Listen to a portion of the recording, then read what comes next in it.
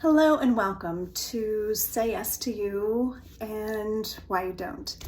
I am Claudia Braun, host of podcast Say Yes to You, and I am a lifestyle and mindset coach for women who are great at saying yes to others, but not always as great at saying yes to themselves. So today we are going to be talking about letting go and all the ways in which we may or may not be great at that.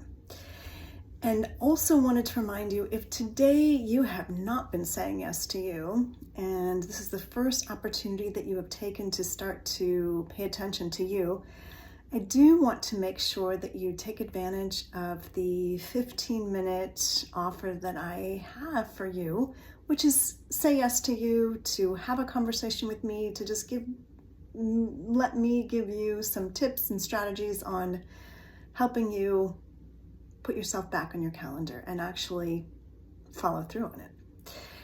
So in this conversation of letting go, and one of the things that I know in working with clients is how challenging that can be to let go of things that perhaps are not working, that they get very attached to consistently doing something because it's the way they've always done it. And it's one of the things that we really spend time on during our work together, is really helping them to look at how their attachment to things going a certain way, to having to work out a certain way, are causing them more pain and suffering. And it can be in a relationship at work, where they're wanting someone to be a certain way and they just aren't. They're just not that way. And they just keep frustrated and irritated and can't let go of the situation because they just think, well, if they tell them more, force things to happen, or get more irritated, or stop themselves from feeling all of the irritation and then exploding later, but really still not letting go, like really holding on to this situation should be different, but it's not. And so how do we let go of those things in our life? How do you let go of those things in your life that are not to your liking? They're not working out. And it can be in a personal relationship. Maybe there's a friendship that you keep holding on to, and even though it doesn't really give you the kind of connection that you really want, you don't feel supported in the way that you wish you did, you stay there because you've known them forever. Or it can be in a romantic relationship. Maybe you're single and you're dating and you're thinking that this should go a certain way. You want someone to be a certain way, but they're not. It can be in a parent relationship, wanting your parents to be a certain way, but they're not. And that struggle within to let go of something that's not working. And how do we do that? And what happens when we hold on to something? And what happens when we begin to start to look at it differently and be able to experience something different? So this is really near and dear to my heart because I have a client who's been struggling in a relationship to let somebody go, and I have a situation where I was thinking about even how this applies to loss. And last year, my little puppy dog, who I'm so attached to, who I was just a rescue dog I had for 10 years, and I was such a good doggy mom, and I just adored Jason. He was so important to me in my life, and needing to let go of that relationship and the way it was, and really coming to terms with and accepting where he was at his stage of life, and the things that I wanted to hold on to because I wanted him to be how he was. But he wasn't anymore because he was at the end of his physical life. His body was giving out and it didn't want to be the way it was, and he was having all kinds of issues. And all of the things that I went through in supporting him, but also the internal challenge of myself of allowing him to be where he was and letting go of him being how he was. So this letting go process can be anywhere from a personal relationship, a work relationship, a situation in your life, to a dying process. And that willingness to be in the letting go experience and letting go of having things be a certain way. So as a mindset and lifestyle coach with my clients and the personal work that I do with myself, it's always about our mind. It's always about how we are thinking about things that creates this attachment. And it's in this attachment to how things are or to how we think things should be that creates our suffering. So I did a podcast several weeks ago about the self-forgiveness, right? And the forgiveness process is about kind of letting things be in a way that they are instead of trying to force them to be the way we think they should be. And it's the reason why we forgive. It's not for somebody else. It's for our own ability to feel inner peace. And that's the thing about coming to a place of accepting loss, accepting change. It's about the work we do within ourselves so we get to a place of feeling inner peace. Because those things, those people, those situations are going to be the way they are, whether we like it or not. And here's the thing about these things. We don't necessarily have to like it. I didn't have to like that Jason was dying. I didn't have to like that. I didn't have to like that it was the end of his life. But I did have to come to acceptance, to terms with it, to a place of allowing, releasing, so I didn't stay stuck in suffering, in pain.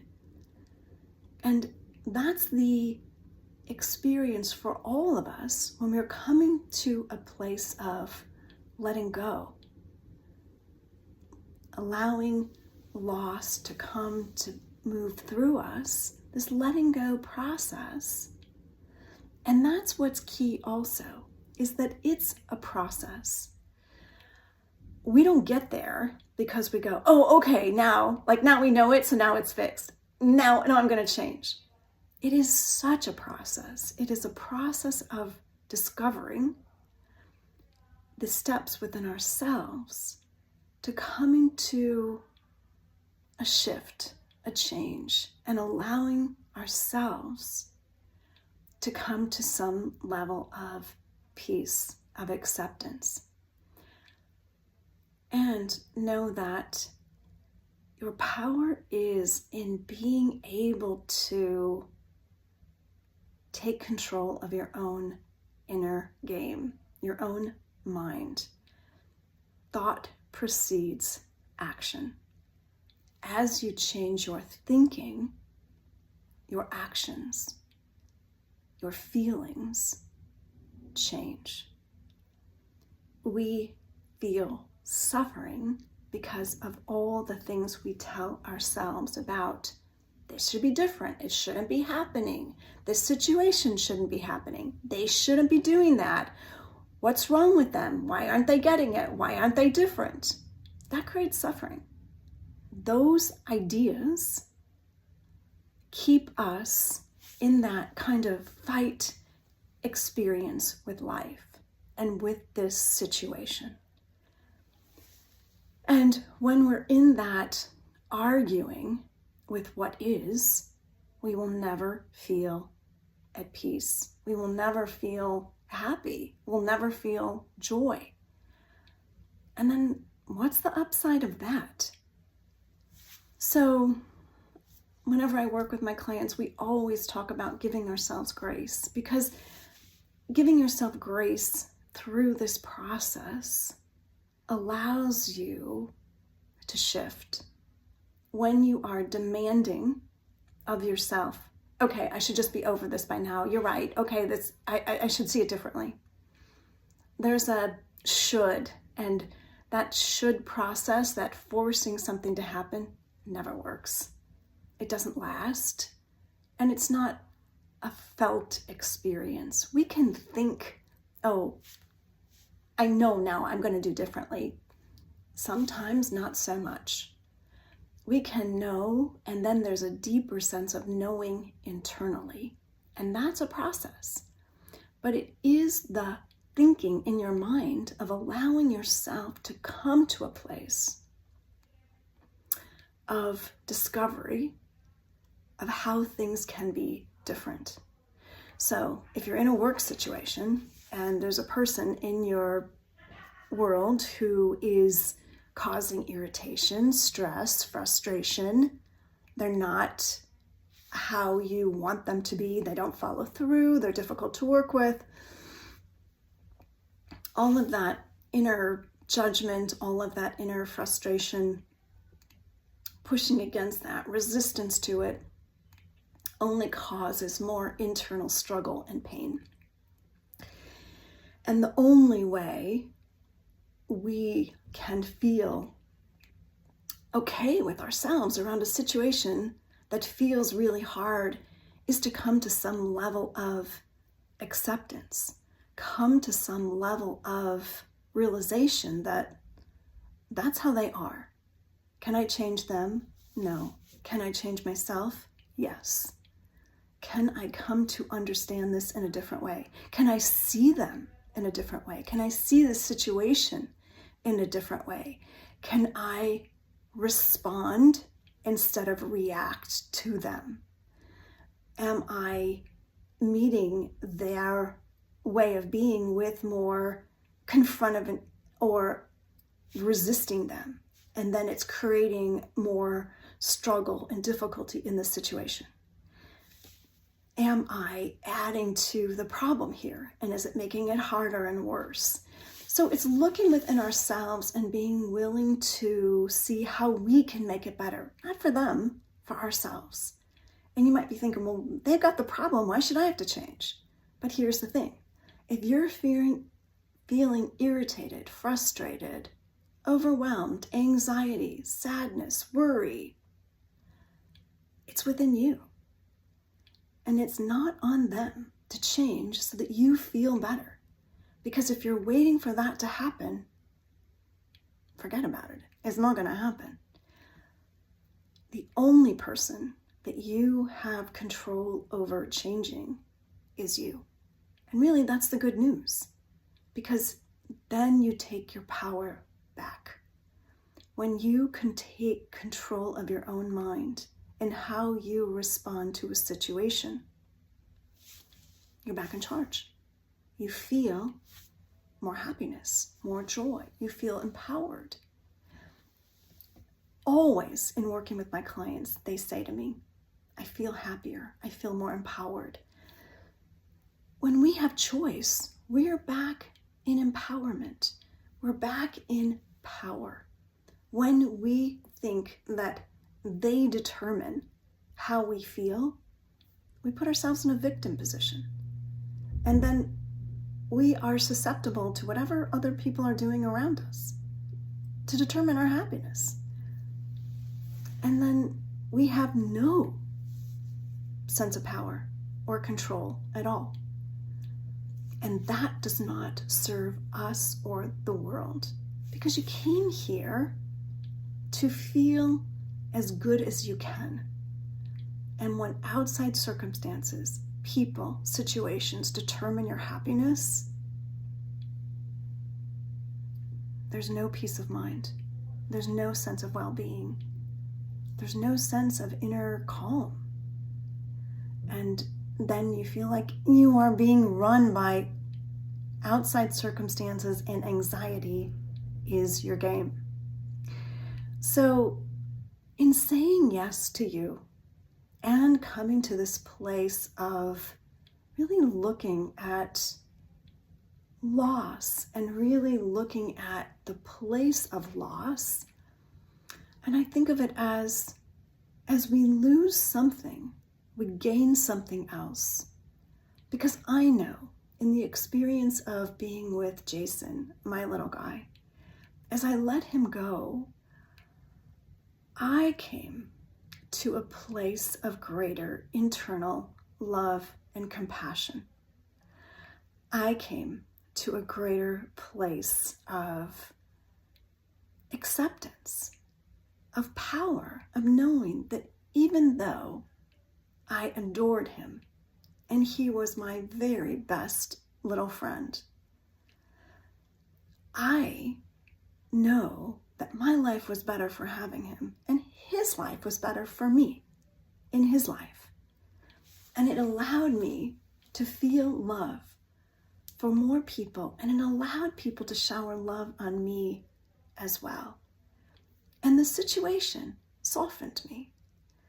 And I know that when my clients are going through experiences, I had a client who was working, one of the women that she's a realtor, and one of the women who was in her office just really was not stepping up in the way that she wanted, didn't meet her standards, so many ways that she felt disappointed, let down by what this woman said she could do and what she actually did do. And what she came to discover, my client, was how much she kind of knew about this situation before they even got involved, and how much she kind of bypassed her own thinking, her own mind, because she wanted to push something forward. And she learned from this experience how much she had been over giving to make things work. So in that experience, as frustrated as she was by how things were, as frustrated as she was by this person not working out, she also came to realize all the things that led up to it. So that's where our power is. In these loss situations, it can be a loved one who is moving on. It can be a work experience. Any one of them, it's an opportunity for us to experience something from it and see it as our teacher and invite something else in it and really allow ourselves to be changed by it, and also to come back to this place of strength and power for ourselves, and reminder, we are not a victim here. And when we go into that place of victim, it's usually because we're telling ourselves a story that's not true. It's just not true. And sometimes it's really hard to see it. So I really invite you that if you have trouble seeing it, it's a really great time to get perspective from somebody else who's not so attached to it and isn't perhaps buying into a story. Because sometimes we get people in our lives to collude with us and they buy into the story. And I know that's one of the things that I do with my clients, is create this neutral space to help them see things from a wider perspective, from a higher viewpoint, from an opportunity to see where they have more choice, where they have more freedom, where there are more things available to them to navigate it in a different way. And that's the power of coaching. As somebody who's coached women for the last 12 years, I had to think about that, 12 years, I know that every time I work with someone, she says, oh my gosh, like I just feel so much stronger. I feel so much more in control, and I love the person that I'm becoming. And that's what's possible when we bring somebody else in. So I want to stream this in here because sometimes I think people, I hear women say that they get confused, that they think they should is always a good indicator that we're keeping ourselves to some standard that's based on somebody else's idea of how things should be, that they should be able to do things on their own, or they shouldn't need help. But that is just something that I see that we buy into, and that keeps us in that spin. I know it's what happened for me for such a long time before my life shifted and changed. I thought I had to keep figuring it out, and then I just dug myself into a deeper hole and felt more and more miserable. So know that when we're going through these challenging situations, like I said, work, family, relationships, loss, life changes, and we've not navigated this before, getting support, getting help is not a sign of weakness. It is a sign of strength. Always the example of when you're flying with a small child, they say on an airplane, put the mask, oxygen on yourself first, because you cannot help anybody if you are not fully charged yourself. And as women who are great at saying yes to others, we're very good at being able to oxygenate others and not always so great at oxygenating ourselves. So this is the reminder. Make sure you are oxygenated, which is why I make my offer in the beginning of this podcast. If you haven't given yourself the yes, to say yes to yourself, do take advantage of the gift that I offer, which is time to get on my calendar, have a conversation, and just get a checkup and just see where you could use a little bit more support, a little bit more clarity in your life so you can make your life easier and feel greater inner peace and well-being. So I thank you for being here today, for looking at the area in your life that perhaps loss is showing up in any form, and how you could navigate this with greater ease and inner peace. I am Claudia Braun, mindset lifestyle coach for women, great at saying yes to others, not always so great at saying yes to themselves. And I look forward to being with you next week. Bye for now.